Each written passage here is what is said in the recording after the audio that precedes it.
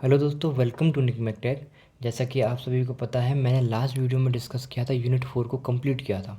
ठीक है, तो अगर आपने अभी तक वो वीडियो नहीं देखी है तो मैंने कंप्लीट प्लेलिस्ट बना दी है टेक्निकल कम्युनिकेशन की।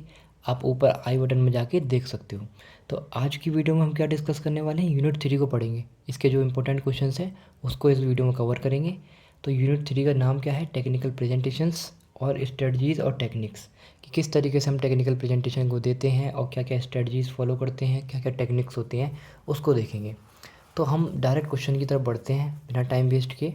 तो सबसे पहले अगर हम क्वेश्चन देखें तो सबसे फर्स्ट क्वेश्चन हमारे पास यही है कि एक्सप्लेन टेक्निकल प्रेजेंटेशन, ब्रीफ में बताइए टेक्निकल प्रेजेंटेशन क्या होती है और what are the forms of presentation, कौन कौन से फॉर्म्स होते हैं प्रेजेंटेशन के, हैं इस बारे में डिस्कस करना है। तो आप देखिए कि टेक्निकल प्रेजेंटेशन सर्व इंजीनियर, टेक्निकल प्रेजेंटेशन में देखो इंजीनियर को नॉलेज होती है ना, टेक्निकल नॉलेज बोलते हैं। अगर वो मैकेनिकल ब्रांच से है तो उसको मैकेनिकल की नॉलेज होगी, है ना, बॉयलर वगैरह, टरबाइन वगैरह, इन सब की नॉलेज होगी। कोई साइंटिफिक है ना, तो साइंटिस्ट जो भी केमिकल वगैरह उसकी उसकी नॉलेज होगी, टेक्निकल नॉलेज, है ना। कोई हाई टेक पर्पस है या फिर कोई भी एडवांस टेक्नोलॉजी के बारे में या फिर प्रॉब्लम रिजॉल्विंग, ये सब टेक्निकल नॉलेज होती हैं दोस्तों, है ना। प्रोडक्ट डिज़ाइन कोई कर रहा है या फिर प्रोजेक्ट स्टेटस कोई भी, है ना। तो ये सब टेक्निकल प्रेजेंटेशन के अंदर आता है दोस्तों, इन सब की नॉलेज होनी बहुत ज़रूरी है उसको। या फिर नॉर्मल अगर तुमको कंप्यूटर की नॉलेज है तो अभी आप टेक्निकल थोड़ी बहुत जानते हो ना। ये इस तरीके की चीज़ें होती हैं। तो अगर हम टेक्निकल कम्युनिकेशन की बात करें, प्रेजेंटेशन की बात करें, तो इसमें क्या है, टू इन्फॉर्म और टू परस्यूट, दो तरीके से दो पर्पस होते हैं सर्व करने की। टेक्निकल प्रेजेंटेशन अगर आपको सर्व करनी है, किसी को देनी है, बतानी है, यानी कि कुछ भी स्पीच वगैरह देनी है आपको, तो दो तरीके से दे सकते हो आप। एक तो देखो इन्फॉर्म कर सकते हो उनको, दूसरा परस्यूट कर सकते हो, बता सकते हो, है ना। ये सेम निकल के आ रहा है। देखो अगर इन्फॉर्म में बात करूँ, यहाँ पर क्या करते हैं आप लोग, नॉलेज को ट्रांसफ़र करते हो, है ना। जो आपको नॉलेज है वो उसको ट्रांसफ़र करना, क्लासरूम में जो भी तुम्हें इंस्ट्रक्शन वगैरह मिले हैं उसको किसी को बताना, ये सब। अगर मैं परस्यूट की बात करूँ दोस्तों, तो यहाँ पर क्या हो रहा है, convincing other to adopt a design approach, यानी दूसरों को हमें कन्वेंस करना है कि उस, जैसे सपोज दैट मैंने एक डिज़ाइन बनाया, है ना, कोई भी मैंने कार का डिज़ाइन बनाया। अब मैं दूसरों को बेचना चाहता हूँ या फिर उनको अप्रोच करना चाहता हूँ कि ये मेरी डिज़ाइन को एक्सेप्ट कर लो, है।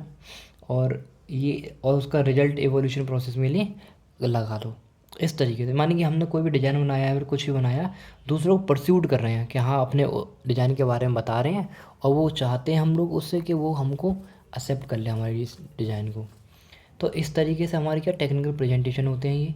और अगर मैं देखो इम्पोर्टेंट इसमें बात करूँ तो देखो इन्फॉर्म, इसकी प्रेजेंटेशन की काइंड देख लो कौन कौन से होते हैं। तो फर्स्ट काइंड की प्रेजेंटेशन क्या है हमारी, इन्फॉर्मेटिव प्रेजेंटेशन। कैसी प्रेजेंटेशन होती है, इन्फॉर्मेटिव प्रेजेंटेशन होनी चाहिए। अब इसमें होता क्या है एक्चुअली देखिए, in an informative presentation we explain something to people, हम कुछ भी समझाते हैं, है ना, एक्सप्लेन करते हैं टू पीपल और help people to understand something.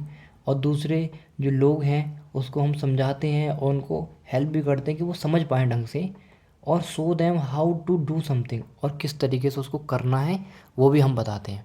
Informative का मतलब क्या है, अपनी इन्फॉर्मेशन दे रहे हो, है ना। अब इन्फॉर्मेशन जब तुम देते हो तो किसी को, पहली बात तो उसके बारे में उसको बताओगे कि ये ऐसी चीज़ है, और फिर उसको समझाओगे कि इस किस तरीके से आपको समझ सकते हो और किस तरीके से आप इसको अप्लाई भी कर सकते हो, है ना, कर भी सकते हो। तो वही सब चीज़ें होती हैं इन्फॉर्मेटिव प्रेजेंटेशन के अंदर। Second, the purpose of this presentation is to teach the audience. देखो इसका पर्पज़ ही क्या होता है कि ऑडियंस को टीच करना है आपको, है ना। दे डू नॉट नो, जिसके बारे में उनको नहीं पता, ऑडियंस को नहीं पता, उसके बारे में उनको टीच करते हैं।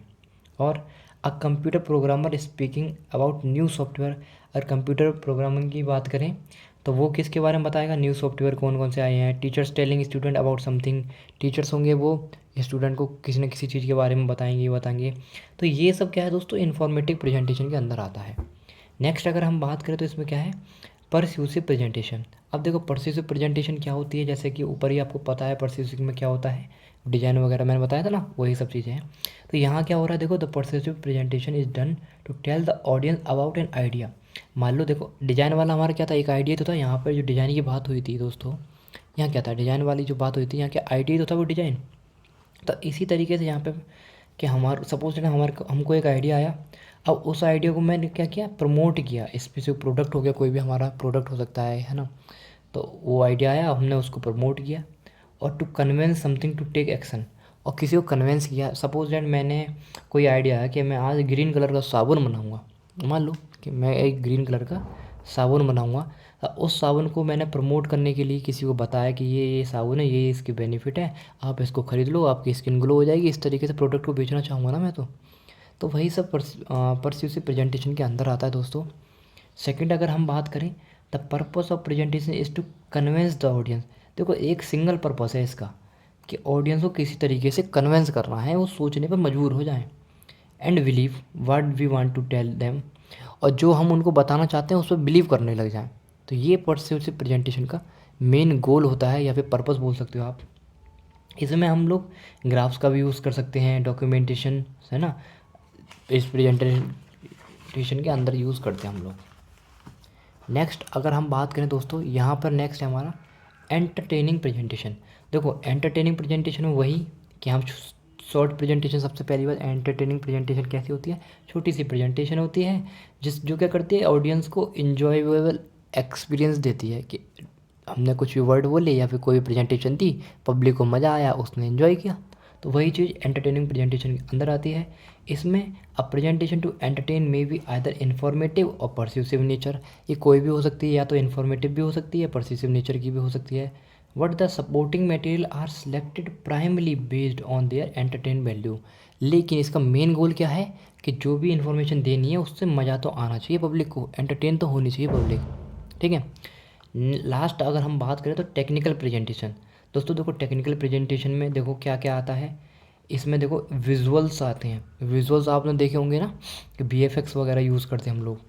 तो प्रिंटेड हैंड आउट होते हैं, वीडियो टेप हो सकती है, ये टेक्निकल प्रेजेंटेशन हो गई। किसी को टेक्निकली समझाना है, पहले हम क्या करते थे कि लिख लिख के सबको चिट्ठियाँ भेजा करते थे। आजकल टेक्निकल के ज़माने में व्हाट्सअप भी कर देते हैं, है ना। तो ये भी एक टेक्निकल तरीका है या नहीं है। अब आज देखो वीडियो टेप भी बना सकते हैं हम लोग, प्रिंटेड हैंड आउट्स भी कर सकते हैं, है ना, विजुअल्स ऐड कर सकते हैं तरह तरह के। तो यही सब आता है। ये इन्फॉर्मेटिव प्रेजेंटेशन होती है, यहाँ से इन्फॉर्मेशन ही मिलती है दूसरों को, इन्फॉर्मेशन ही हम देते हैं। तो दोस्तों देखो इसी तरीके से हमारा पहला क्वेश्चन कंप्लीट होता है। सेकंड क्वेश्चन की अगर हम बात करें तो क्या है यहाँ पर, कि write down the characteristics of good presentation.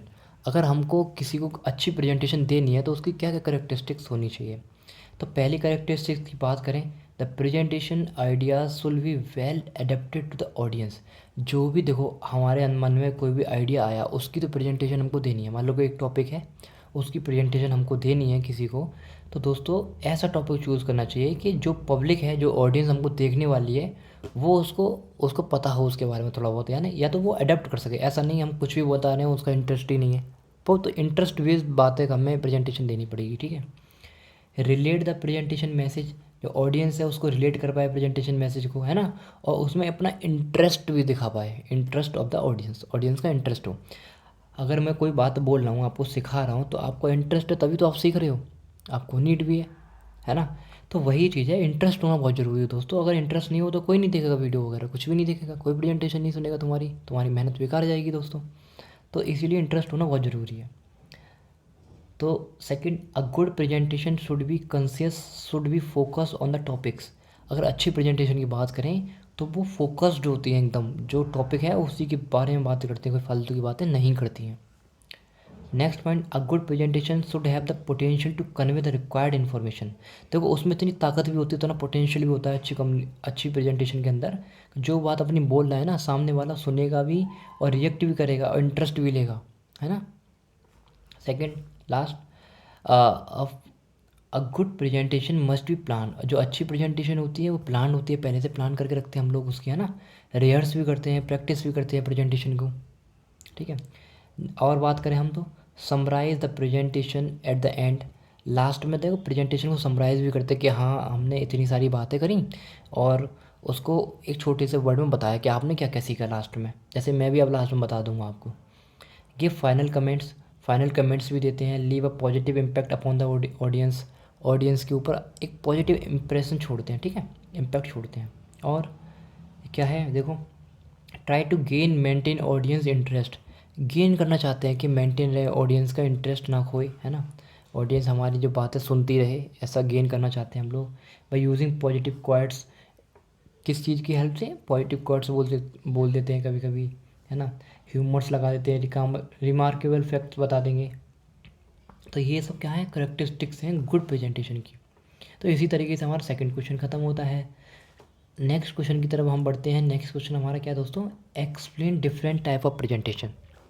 अब हमें बताना है कौन कौन से डिफरेंट टाइप की प्रेजेंटेशंस होती हैं दोस्तों। देखो, सबसे पहली प्रेजेंटेशन की बात करें तो यहाँ पर क्या है, बेस्ड ऑन बेसिक पर्पस, हमारे बेसिक पर्पस के बेस पर प्रेजेंटेशन होती हैं, ठीक है। इसमें इंफॉर्मेटिव आती है प्रेजेंटेशन और परस्यूसिव प्रेजेंटेशन आती हैं। ये मैं आपको ऑलरेडी बता चुका हूँ कि इन्फॉर्मेटिव प्रेजेंटेशन क्या होती है ना, ये मैं आपको बता चुका हूँ इन्फॉर्मेटिव प्रेजेंटेशन क्या होती है और परस्यूसिव प्रेजेंटेशन क्या होती है। तो आई थिंक इसको बताना सही नहीं है आपको, ठीक है। नेक्स्ट अगर हम बात करें तो इसमें मोटिवेशन प्रेजेंटेशन भी होती है दोस्तों। तो इसको समझ लो आप, मोटिवेशन प्रेजेंटेशन क्या होती है। यहाँ पर हम किसी को मोटिवेट कर रहे हैं, है ना। अब मोटिवेशन किस तरीके से करते हैं, देखो, motivational presentation are design to reassure the audience, audience को मोटिवेट करना है, बेसिकली हमारा मेन टारगेट यही रहता है। अब देखो एग्जांपल के तौर से समझिए इसको, मान लो कोई भी टीम मेंबर है ना, तो एक उसको एक नया आइडिया आया है ना, तो मोटिवेट करेगा पब्लिक को, पब्लिक स्पीकिंग देगा, presentation to influence the people to collect with each other, है ना। देखो मान लो उसके बाद एक आइडिया आया, है ना, अब ऑडियो को वो मोटिवेट करेगा, सबको बताएगा कि मेरे पास ये आइडिया है ना, और कोशिश करेगा कि ज़्यादा से ज़्यादा पब्लिक उससे कोलरिवेट कर पाए, उस आइडिया को जनरेट कर रियलिटी में लाने के लिए, ठीक है। And presentation to support the organisation in activity relating to the change in the management. तो बेसिकली यही सब निकल के आ रहा है इसमें मोटिवेशन प्रेजेंटेशन के अंदर।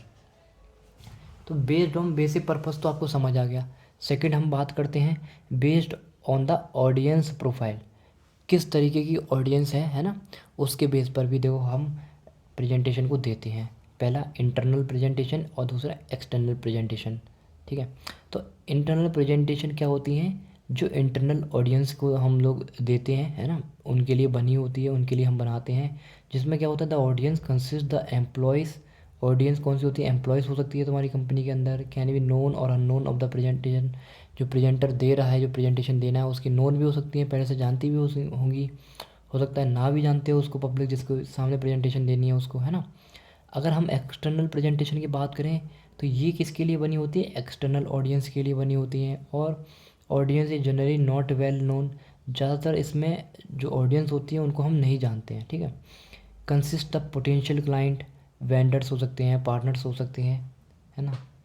तो ये सब आते हैं बेस्ड ऑन ऑडियंस प्रोफाइल के अंदर। नेक्स्ट अगर हम बात करें तो क्या है, based on the time available to prepare, है ना। तो इसमें देखिए इम्प्रॉम्प्ट प्रेजेंटेशन और प्लान प्रेजेंटेशन। देखो इम्प्रॉम्प्ट प्रेजेंटेशन कौन सी होती हैं, जो बिना प्लानिंग के, विदाउट प्रिपरेशन के हम लोग देते हैं। अगर हम प्लान प्रेजेंटेशन की बात करें तो इसमें हम पहले से प्लानिंग करते हैं, है ना, पहले से प्रिपरेशन करते हैं, उसकी रिहर्स करते हैं, तो वो प्लान प्रेजेंटेशन के अंदर आती हैं। तो इसी तरीके से दोस्तों हमारा पहला पार्ट ख़त्म होता है प्रेजेंटेशन फॉर्म्स का। तो जिसमें हमने सीखा प्रेजेंटेशन क्या होती है दोस्तों, है ना, और कौन कौन से काइंड होते हैं, करेक्टरिस्टिक्स क्या होती है प्रेजेंटेशन की, और डिफरेंट टाइप्स ऑफ प्रेजेंटेशन, इसको सीखा। तो ये मैंने आपको बताया, तो इस तरीके से क्या मैंने समराइज़ कर दिया। नेक्स्ट हम पार्ट 2 की तरफ बढ़ते हैं, जिसमें हम लोग पढ़ेंगे interpersonal communication, classroom presentation style, method कौन कौन से होते हैं वो।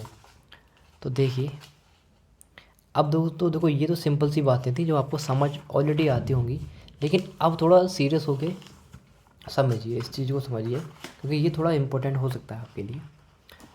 देखो क्या है यहाँ पर कि describe the interpersonal communication with its characteristics. अब हमको इंटरपर्सनल कम्युनिकेशन क्या होती है इसको डिस्क्राइब करना है अच्छी तरीके से, और उसकी करेक्टरिस्टिक्स भी बतानी है। तो देखिए interpersonal communication refer to the sharing of information among people. Interpersonal communication में क्या होती है, हम इंफॉर्मेशन को शेयर करते हैं, किसके, हम पीपल में, ठीक है, जो भी पब्लिक है उसमें हम अपनी इन्फॉर्मेशन शेयर कर रहे हैं, तो वही तो इंटरपर्सनल कम्युनिकेशन हो गई, है ना। This form of communication is advantage because direct and immediate feedback is possible. मान लो मैंने कोई भी इन्फॉर्मेशन शेयर करी पब्लिक में, ठीक है, तो तुरंत ही हमें फीडबैक भी मिल जाता है ना, इसीलिए इसका एडवांटेज भी होता है। इफ़ अ डाउट अगर कोई भी डाउट भी आता है, इट कैन इंस्टेंटली क्लैरिफाइड, है ना। अगर कोई भी डाउट भी आता है तो तुरंत तुरंत सॉल्व भी कर दिया जाता है। तो ये इंटरपर्सनल कम्युनिकेशन होती है दोस्तों। इंटरेक्शन अमॉन्ग फ्रेंड्स, अब इसमें देखो फ्रेंड्स के बीच में हम लोग कर सकते हैं इंटरेक्शन विद सेल्स एग्जीक्यूटिव, जो भी हमारे सेल्स एग्जीक्यूटिव होते हैं उनके बीच में हम इंटरेक्शन कर सकते हैं, है ना, उनसे बातें कर सकते हैं। एग्जाम्पल ऑफ इंटरपर्सनल कम्युनिकेशन, यही सब एग्जाम्पल है इंटरपर्सनल कम्युनिकेशन की। देखो आप अपने दोस्तों से बातें करोगे, किसी भी चीज़ के बारे में बताओगे, उनसे कम्युनिकेशन करोगे, तो आपको तुरंत फीडबैक दे देंगे वो कि हाँ ये सही कह रहे हो तुम, ये बेकार बातें बोल रहे हो, है ना। कोई भी डाउट होगा तुरंत के तुरंत क्लियर हो जाएगा। तो यही सब हमारे इंटरपर्सनल कम्युनिकेशन के अंदर आता है दोस्तों। अगर हम नेक्स्ट बात करें तो यहाँ पर क्या है हमारी करेक्टरिस्टिक्स ऑफ इंटरपर्सनल कम्युनिकेशन। अब दोस्तों देखिए इंटरपर्सनल कम्युनिकेशन की कौन कौन सी करेक्टरिस्टिक्स होती हैं उसको देखिए आप लोग। तो यहाँ पर क्या है, interpersonal communication is a continuous we constantly share our और सेंड वर्बल और नॉन वर्बल मैसेज। देखो इंटरपर्सनल कम्युनिकेशन जो होती है वो कंटिन्यूस वे में क्रिएट, सबसे पहली बात कंटिन्यूस वे में हम लोग देते हैं, ठीक है। यहाँ पर हम वर्बल और नॉन वर्बल मैसेज दोनों ही सेंड कर सकते हैं। अब वर्बल मैसेज और नॉन वर्बल कम्युनिकेशन क्या होती है, मैं ऑलरेडी आपको 54th यूनिट में पढ़ा चुका हूँ, तो आप वहाँ जाके देख सकते हो। यहाँ अगर हम बात करें तो इंटरपर्सनल कम्युनिकेशन इज़ रिवर्सिबल, है ना, रिवर्सिबल भी होती है। Once the exchange take place it can never be ignored और टेकन बैक। अगर एक बार एक्सचेंज हो गया है ना किसी भी चीज़ का, तो उसको इग्नोर नहीं कर सकते हम और बैक वापस भी नहीं ले सकते। तो इसी तरीके से दोस्तों आपका इंटरपर्सनल कम्युनिकेशन और उसके करेक्टरिस्टिक्स ख़त्म होते हैं। नेक्स्ट हम क्वेश्चन की तरफ बढ़ते हैं। नेक्स्ट हमारे पास क्वेश्चन है डिफाइन द क्लासरूम प्रेजेंटेशन। अब हमें बताना है क्लासरूम प्रेजेंटेशन क्या होती है। Describe the tip power up classroom presentation, है ना, ये बताना है हमको। देखिए तो क्लासरूम प्रेजेंटेशन की अगर हम बात करें तो ये शॉर्ट डिस्कशन होता है। आपने देखा भी होगा अगर आप क्लास में प्रेजेंटेशन दे रहे हो तो छोटी सी बात है डिस्कशन करते हो ना, वो होता है। कोई भी एक्टिविटीज़ की रिलेटेड टॉपिक हो सकता है, कोई भी एक्टिविटी होने वाली है ना, क्लासरूम में प्रेजेंटेशन देना है आपको। The goal of classroom presentation is to help the effective conveying information in a way that allows listener to remember what is said. देखो इसका मेन गोल क्या होता है क्लासरूम प्रेजेंटेशन का, जो भी आप बातें बोल रही हो, है ना, जो भी आपको प्रेजेंटेशन देनी है वो जो भी क्लास में बैठे हुए हैं उनको उन तक बात पहुंचनी चाहिए। जैसे देखो आपकी क्लास में मॉनिटर होता था, है ना, मॉनिटर बताता था कि मंडे को सबको होमवर्क करके पूरा लाना है ना, बाहर नहीं जाना है क्लास में। तो इन्फॉर्मेशन दे रहा है ना कि मंडे को होमवर्क पूरा करके लाना है वरना सर आपकी पिटाई लगाएंगे। तो इस तरीके की इन्फॉर्मेशन अगर आप दे रहे हो, है ना, क्लासरूम के अंदर, है ना, तो और सबको याद रहेगा, तो वही तो होती है तुम्हारी क्लासरूम प्रेजेंटेशन। तो वही चीज़ यहाँ पर लिखा है, the goal of classroom presentation, जो मेन गोल होता है क्लासरूम प्रेजेंटेशन का, is to help the effective conveying information. किस तरीके से इफ़ेक्टिव तरीके से आपकी इन्फॉर्मेशन शेयर कर रहे हो तुम, है ना, डेट अलाउ लिसनर, जो सुन रहे हैं आपकी बातें, to remember what is said, जो भी कहा गया उसको याद रखें। अब टिप 2, अब हमें बताना है कि पावर अप किस तरीके से हम प्रेजेंटेशन को कर सकते हैं अपनी। तो पहला, use many slide as needed. बहुत सारी स्लाइड्स बना सकते हैं हम छोटे छोटे पॉइंट्स में, है ना। It is common myth that better presentation is fewer slide. देखो ये बहुत बड़ा मिथ है, यहाँ पर लिखा हुआ है कि अगर आपके पास छोटे छोटे पॉइंट हैं, ज़्यादा हैं, है ना, तो आपकी प्रेजेंटेशन बेकार हो सकती है, बट ऐसा नहीं है। This is simply not the case, ये ऐसा केस नहीं है। Use as many slide as we need to make our point. अगर हमको अपने पॉइंट रखने हैं, किसी को समझाने, तो हम बहुत सारी स्लाइड भी बना सकते हैं, छोटे छोटे पॉइंट लिख सकते हैं। स्लाइड मीन सिर्फ छोटे छोटे पॉइंट, बहुत सारे सब टॉपिक्स लिख सकते हैं हम लोग। अगर हम नेक्स्ट बात करें दोस्तों, यहाँ पर क्या है, मिनिमाइज वर्बोसिटी। देखो वर्बोसिटी क्या होती है, slide should contain less word, है ना, विद 3 और 5 सब पॉइंट। कम से कम 3 या 5 पॉइंट जो होंगे उनको मिनिमाइज़ करना है हमको, कम से कम नहीं होनी चाहिए, ज़्यादा भी हो सकता है, कोई दिक्कत नहीं है। विजुअल्स को हम बढ़ा देंगे, देखो इसको मिनिमाइज़ करेंगे क्योंकि छोटी मोटी पॉइंट लिखने हम ज़्यादा लिख सकते हैं, कोई दिक्कत वाली बात नहीं है। विजुअल्स को बढ़ा देंगे। विजुअल्स के अंदर क्या आता है, फ़ोटोज़ को बढ़ा सकते हैं हम लोग, फिगर्स को बढ़ा सकते हैं, है ना। विजुअल्स मेमोरी ट्रिगर्स करती हैं इसकी इसकी मदद से। मान लो कोई फ़ोटो देखा, हर किसी को याद आ जाएगा हाँ ये फ़ोटो तो मैंने पहले देखा था। तो इस तरीके से काम करता है ये सब। और these visuals help the student to remember the information about the presentation. और जो हम विजुअल्स लगाते हैं, जो भी हम विजुअल्स यूज़ करते हैं, फ़ोटोज़ हो गया, फिगर हो गया, तो ये क्या करते हैं, जो भी हमारी बातें सुनना है ना, तो जो जिसके सामने हम प्रेजेंटेशन दे रहे हैं उसको याद रहती हैं। नेक्स्ट अगर हम बात करें तो यहाँ पर क्या है कि हमको रिड्यूस रिडंट एलिमेंट्स, है ना, रिडंट एलिमेंट को कम करना है। अब ये क्या होते हैं, all redundant element must be removed because it create distraction from the content of slide. क्योंकि ये कंटेंट मतलब जो भी हम स्लाइड बना रहे हैं ना, उसमें क्या करते हैं, डिस्ट्रैक्शन पैदा करते हैं, इसीलिए हम उसको हटा देते हैं। Highlight what are you talking about, हमें हाईलाइट भी करनी चाहिए जो जिस बारे में हम बातें कर रहे हैं, जैसे while presenting student may be memorable distraction talking notes, taking notes, है ना, thinking about what we are saying, उसके बारे में देखो सोच भी सकता है, वो नोट भी कर सकता है। To reduce this one should highlight important point in the slide. और इन सब से बचाने के लिए ना, आप खुद ही मान लो आप स्लाइड प्रेजेंटेशन कर रहे हो, तो आप पहले से उस पर टिक लगाते जाओ, है ना, हाईलाइट करते जाओ कि ये आपके लिए बहुत ज़्यादा इंपॉर्टेंट है, इसको आपको याद रखना है, तो इस तरीके से। और use bold type and different colour to highlight the keywords, उसके लिए आप क्या कर सकते हो, बड़े बड़े अक्षरों में लिख सकते हो, कोई ज़्यादा इंपॉर्टेंट बात है ना, अलग कलर से लिख सकते हो, लेंथी टेक्स्ट कर सकते हो, तो इस तरीके से आप कर सकते हो। तो यही था आपका क्लासरूम प्रेजेंटेशन के बारे में दोस्तों। नेक्स्ट अगर हम बात करें तो क्या है यहाँ पर कि describe individual conferences with advantage. देखो, हमें कॉन्फ्रेंस के बारे में बताना है, इंडिविजुअल कॉन्फ्रेंस क्या होती है और उसके एडवांटेज के बारे में भी बताना है। तो देखिए, इंडिविजुअल कॉन्फ्रेंस की अगर हम बात करें तो जो भी हमारे सीनियर्स होते हैं, सुपरवाइज़र वगैरह होते हैं, देखो इंडिविजुअल का मतलब समझो आप कि एक या एक से ज़्यादा होनी चाहिए कि हम आपस में बातचीत कर रहे हैं। आपस में बातचीत कर रहे हैं तो इसमें देखो सबसे पहले हमारा जो भी हमारा डर वगैरह होगा, जो पब्लिक के सामने हमें कॉन्फ्रेंस देनी है, उससे पहले हम डिस्कशन कर लेंगे अपने दोस्तों से, अपने सुपरवाइज़र से, है ना, और उनसे क्या अपनी इन्फॉर्मेशन शेयर करेंगे, उनसे हमें फीडबैक भी मिल जाएगा कि हाँ आप ऐसी बातें मत बोलना या फिर ऐसी बातें बोल सकते हो, इस तरीके से। तो इससे क्या होगा, आपको वो थोड़ा कॉन्फिडेंट भी मिले, कॉन्फिडेंट आएगा आपको, है ना। तो वही चीज़ यहाँ पर है। तो ये यहाँ पर लिखा भी है, देखो, individual conference is a critical tool of supervision arrange to facilitate the interaction sharing and feedback between supervisor के बीच में हम शेयरिंग करते हैं, फीडबैक मिलता है हमको, है ना। और प्लान और कॉन्फिडेंशियल सेटिंग, एक कॉन्फिडेंशियल सेटिंग मिलती है, मतलब इन दोनों के बीच में किसी को बताते नहीं हैं और आपस पहले से ही हम एक मीटिंग होती है कॉन्फिडेंट, है ना, कॉन्फिडेंसली, किसी को ना पता चले उससे पहले। It provide a platform to discuss the issue concern arising about the field work, है ना।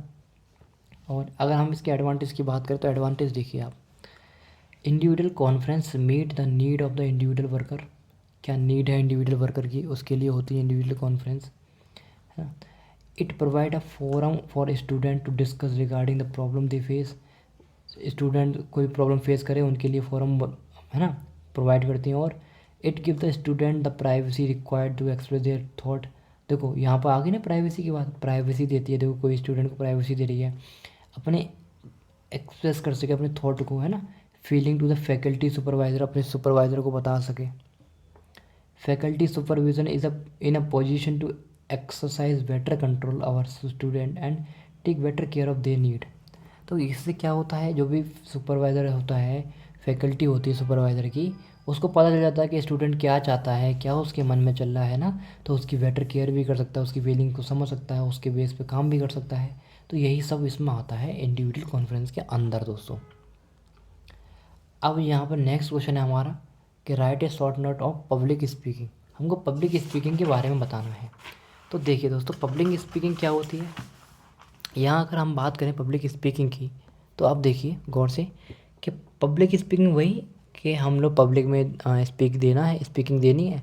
अब देखो, public speaking is a like of conversion required one to organise thought into word present and an audience.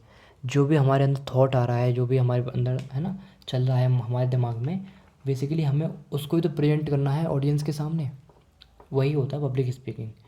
The language are used speech tend to much more formal than normal conversation. Normal conversation हमारी जो होती है ना, हम दोस्तों से hi hello करते हैं, उससे थोड़ी अच्छी लैंग्वेज होनी चाहिए। The part of public speaking include the source हो सकता है, रिसीवर हो सकता है, मैसेज हो सकता है ना। किस किस के जरिए, देखो सोर्स के जरिए दे सकते हैं, कोई भी हमारा रिसीवर हो सकता है, message, channel, feedback, text, noise, ये सब क्या है, पार्ट हैं पब्लिक कम्युनिकेशन के। और देखो सोर्स क्या होता है, मैसेज क्या होता है, ये सब देखो यहाँ पे लिखा है, सोर्स क्या होता है, मैसेज क्या होता है, चैनल क्या होता है, फीडबैक क्या होता है, इसको अच्छी तरीके से समझिए।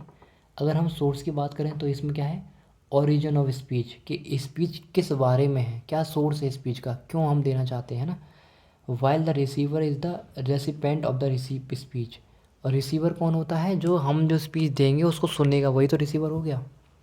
मैसेज की बात करें, जो एक्चुअल कंटेंट होता है, मैसेज क्या है दोस्तों, एक्चुअल कंटेंट जो हम बोलने वाले, वही तो कंटेंट हमारा मैसेज हो गया, ठीक है। चैनल क्या है, किस चैनल के थ्रू हम देना चाहते हैं ना, क्या ऑडिटरी है या फिर विजुअल्स के थ्रू हम देना चाहते हैं, है ना, ये सब क्या है, चैनल हो गया। फीडबैक क्या होगा, जो हमने इन्फॉर्मेशन दी किसी को, उन पब्लिक ने सुनी और उसके बेस में उन्होंने हमको फीडबैक दिया, तो वही फीडबैक होता है। तो feedback is a resulting information that the receiver give back, जो रिसीव जिसने किया है वो हमको वापस देता है to the source during the process of speech, speech के दौरान, ठीक है। तो यही सब आता है आपका पब्लिक कम्युनिकेशन के अंदर। तो आपको याद क्या रखना है कि द पार्ट्स होते हैं पब्लिक स्पीकिंग के अंदर, जिसमें सोर्स भी होता है, रिसीवर भी होता है, मैसेज भी होता है, चैनल होता है, फीडबैक होता है, कॉन्टेक्ट होता है, एंड नॉइस होता है। नेक्स्ट अब हम बात करते हैं दोस्तों कि explain basic type of public speaking. दो टाइप की पब्लिक स्पीकिंग होती हैं, उसको हमें बताना है। पहला, एक तो हम इन्फॉर्म कर सकते हैं, अगर हम किसी को बात बोलनी है अपनी, तो एक तो स्पीकिंग हम इन्फॉर्मेशन के बेस पे दे सकते हैं कि आपको, जैसे अभी कोविड-19 की इन्फॉर्मेशन सबको दी गई थी ना, तो उस तरीके की इन्फॉर्मेशन के बेस पे हो सकती है। सेकंड अगर हम बात करें तो क्या है, परस्यूड कर सकते हैं, मोटिवेट कर सकते हैं, टेक एक्शंस के बेस पे भी दे सकते हैं, ठीक है। नेक्स्ट, एंटरटेन के बेस पे भी दे सकते हैं speech.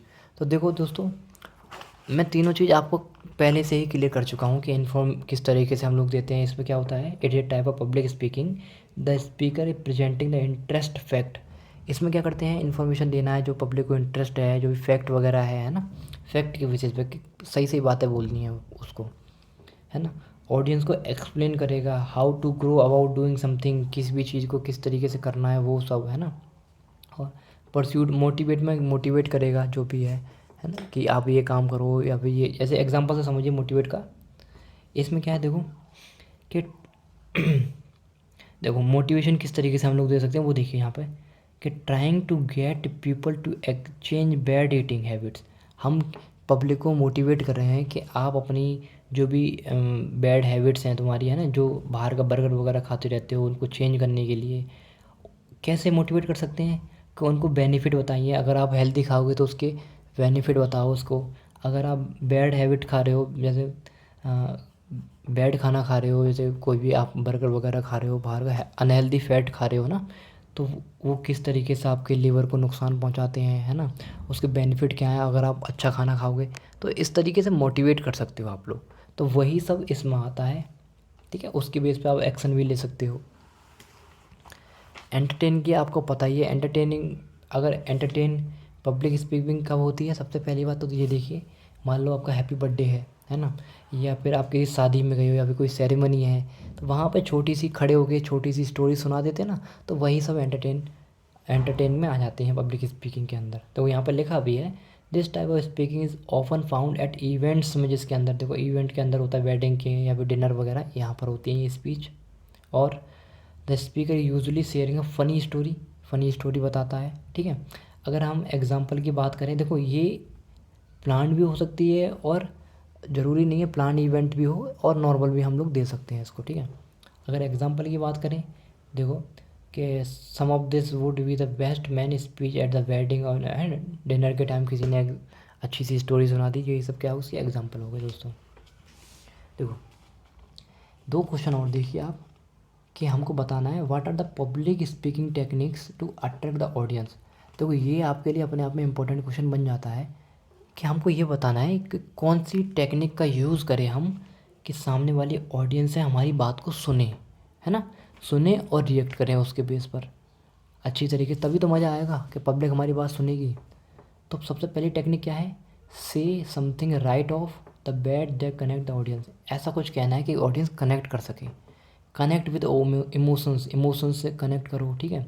Tell the audience how good they are, उनको बताओ कि तुम कितने अच्छे हो। Link back the opening during the speech आप देने जा रहे हो तो पीछे से स्टार्ट करो, है ना, कि जब ताकि पब्लिक कनेक्ट कर पाए। Relate the audience self interest, audience का किस चीज़ में इंटरेस्ट है उससे रिलेट करो। Entertain the audience with stories, audience को एंटरटेन करो अपनी स्टोरी से। Tell the audience exactly what they are going to gain, और ऐसी बातें बोलो जो ऑडियंस सुनना चाहती है, तभी तो पब्लिक मज़ा लेगी तुम्हारी, थोड़ा इंटरेस्ट जगाएगी ना, थोड़ा इंटरेस्ट लेगी। ऐसी बातें बोलोगे जो पब्लिक सुनना चाहती है तो वही तो इंटरेस्ट लेगी ना उसमें वो। तो ये सब टेक्निक्स होती हैं पब्लिक स्पीकिंग की, ठीक है, पब्लिक स्पीकिंग की, तो अट्रैक्ट द ऑडियंस, ऑडियंस को अट्रैक्ट करने के लिए। लास्ट क्वेश्चन हम लोग देखते हैं और इसके बाद हम नेक्स्ट वीडियो में कवर करेंगे अपना जो बचा हुआ हमारा पार्ट है। आई थिंक हमारे पास एक पार्ट और रह गया, फोर्थ और फिफ्थ पार्ट रह गया, तो ये सब ना हम आगे कवर करेंगे। तो ये क्वेश्चन आप देखिए दोस्तों, explain the clarity in public speaking. देखो पब्लिक स्पीकिंग में क्लियरिटी देखो बहुत ज़रूरी है। अब क्लियरिटी क्यों ज़रूरी है, देखो क्लियरिटी मीन्स क्लियरिनेस, है ना, जो भी क्लियरनेस है। देखो मान लो हम अपनी बातें बोलना चाह रहे हैं, अगर हम अपनी बातें सही तरीके से पब्लिक को नहीं बोल पाएंगे तो क्या फ़ायदा हमारी बात बोलने का। तो वही चीज़ है, the speaker meaning must be immediately understandable. जो भी हम बोल रहा है, जो भी स्पीकर है, अगर कुछ भी बोल रहा है तो तुरंत के तुरंत पब्लिक को समझ आना चाहिए।